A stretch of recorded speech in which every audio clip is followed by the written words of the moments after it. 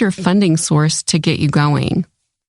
So I only used $300 to start my business.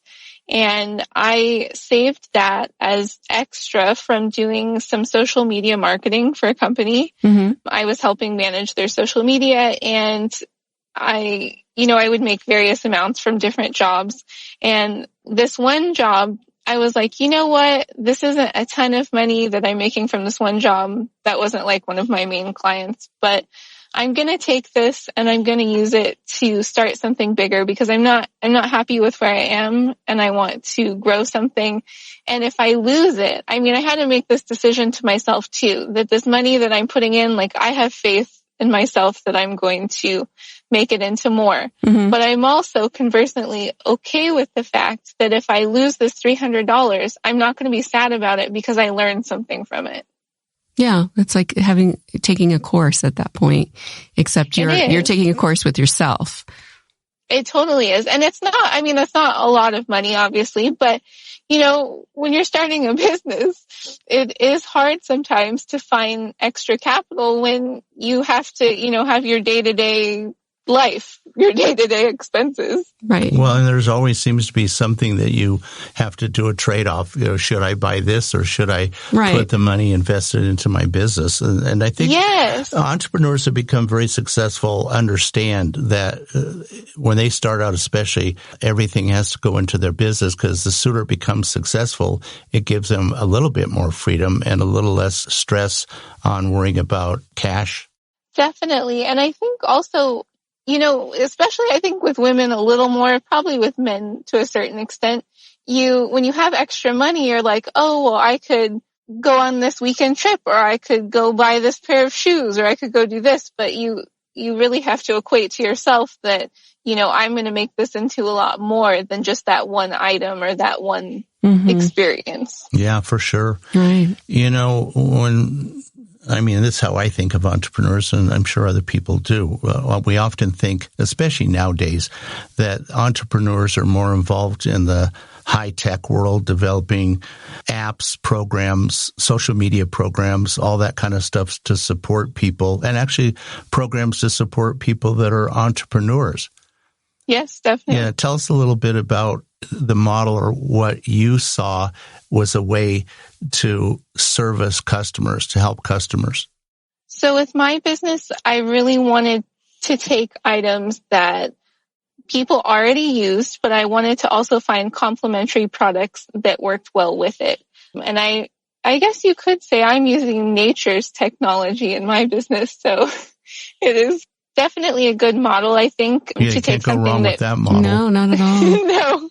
And also taking something that people are familiar with already and making it even better.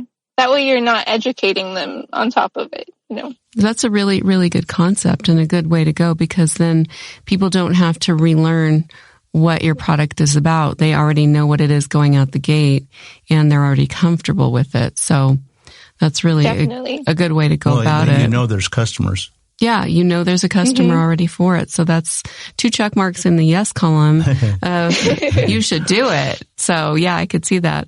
But I know that one of the challenges for any entrepreneur is coming up with a name, securing your URLs, and coming up with the social media handle, name, whatever you call it. Did you run into any problems when it came to selecting a name and registering everything for yourself? Let me add one thing to that. Yeah. What's really interesting is when we've talked to other entrepreneurs, that usually is the last thing they think about. They're so focused on what it is they're going to sell, they forget that they have to create a brand. True. That is so true. For me, thankfully, I didn't have a lot of trouble with that. I will say that with my business, it kind of spurred from the name. So I came up with the name while meditating, and I'm a huge believer in meditation, and I highly recommend it to anyone. But it really allows your brain to relax and lets the ideas flow and come out.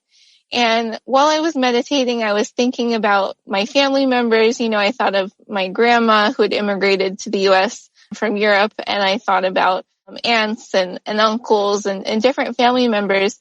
And each time I see them, I've looked at their hands, and you think about all of the stories that they hold and all the things they did with their hands in their lifetime.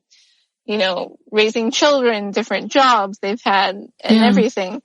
And I really liked that name, These Hands, because it was so poignant to me. Such a good name. And thank you. And I wanted to find a product that would help these hands, that would be helpful and useful for people, and also put the focus back on. We don't oftentimes think of our hands, being that important. We think of our hands as just being, we just use them all day and they are what they are, but we don't really take the time to appreciate them. I think that's kind of a beautiful analogy you made, thinking about people that have gone before you and all the things their hands did, especially women. I mean, men use them more mechanically. Women use them more, in many cases, tenderly, right? They show love with their hands to their children, etc. So, and also to keep everyone nurtured and healthy and, with a lot of love and care. So unfortunately, like preparing a meal or, or even cleaning. Or even cleaning. Cleaning. Yes. Cleaning your children, cleaning your home. I mean, this all takes a toll on your hands, and it's for the love that I think that women do that. And also, to keep everybody sanitary, I think. But it is very wearing. So this is really a cool, thing that you have. I like the analogy. Yeah, the analogy thing is very good. I think everybody would want to know. Everybody wants to know about people that make mistakes. Did you make any big mistakes that you wish you could go back and change while you were pursuing your desire to be an entrepreneur or self-employed? I think one of the major, I wouldn't say it's a mistake, but I think I would have trusted myself to pursue and actually become an entrepreneur a lot sooner. I think that if I would have just kind of gone with it to begin with, I think I would have enjoyed it a lot longer, obviously. And earlier. Yes, a lot earlier. And I would be a little further, not that I'm sad about that or anything like that. I think life, happens as it should. But I definitely think I would be a little further in my entrepreneurial journey. Yeah, understand that. But like you said, I think it's just you needed to get to a point where you're ready to be an entrepreneur. And sometimes that takes a minute. Definitely. And all the experiences that led up to it have been very helpful too. So I wouldn't discount those either. So I think, I just would have